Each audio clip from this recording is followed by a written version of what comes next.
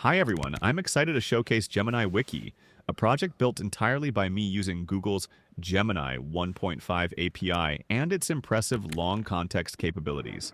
This project leverages best practices for context caching and multimodal content processing, demonstrating how to create dynamic Wikipedia-style articles on any subject. Gemini's long context is crucial. Unlike traditional methods that chunk text, Gemini can handle large amounts of information simultaneously. This allows for deeper understanding and more coherent articles. To manage this efficiently, I implement context caching. This notebook uses cache documents for Gemini to store retrieved articles and utilizes Flash model with cache for access, minimizing API calls and latency. Gemini Wiki doesn't just process text, it handles images too. The Fetch Web Content function retrieves both text and images from web pages. This multimodal capability allows Gemini to understand the connections between text and visuals, leading to richer articles. The Generate Outline function creates a dynamic structure for the article. Then, Generate a Page uses this outline to generate the content section by section. This approach makes the writing process more manageable and ensures coherence. I used Google's Gemini to generate this entire article on large language models, and I'm blown away by the results. Not only did it create distinct sections and relevant equations, but it also automatically handled the citations. Let's take a look at a crucial one, the citation for the transformer architecture. And there it is, correctly citing the foundational "Attention is all you need" paper. Thanks to Gemini's extended context window, this notebook goes beyond the limitations of typical retrieval augmented generation pipelines.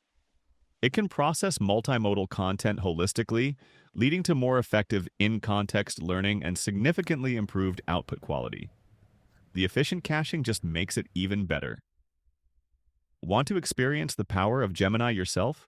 Grab the Kaggle notebook from the link below, click Copy and Edit, and start creating your own Wikipedia articles. Share your creations in the comments, and if this video helped you out, give it a like. Hey everyone, and welcome back to the channel. Today, we're diving into the exciting world of Google's Gemini API.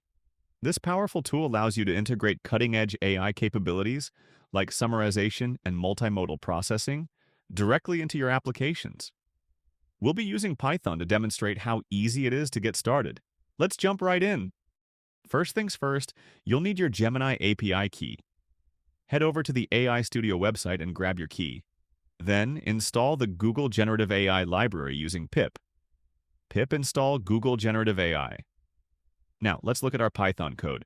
We start by importing necessary libraries and configuring the Gemini API with our key.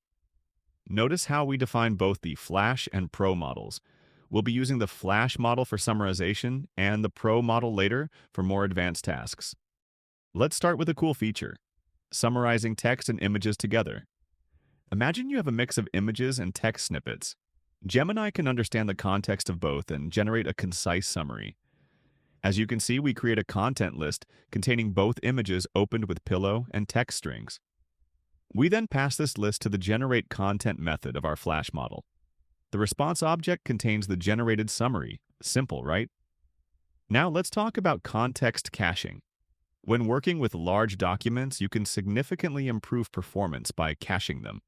Gemini provides a built-in caching mechanism. We create a cache using cached content create, specifying the model a display name, the documents to cache, and a time to live. Then we can create a new model instance from the cached content. Now, when we call Generate Content with our content list, Gemini automatically uses the cached documents as context, making the process much faster. This is especially useful for chatbot applications or any scenario where you have a consistent knowledge base. And that's a quick overview of using the Gemini API with Python.